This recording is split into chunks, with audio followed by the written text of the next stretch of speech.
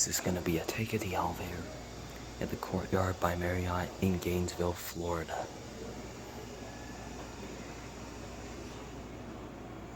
I'm actually staying at this hotel.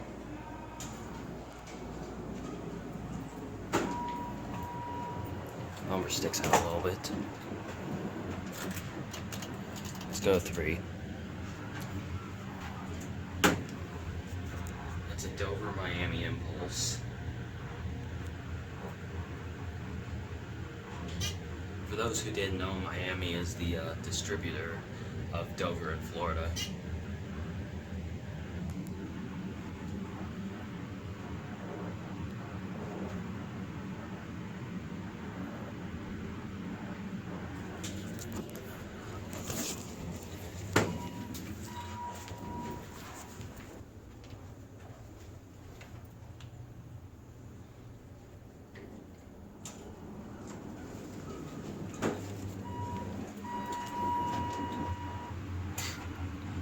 Looks like someone literally wrote on the braille.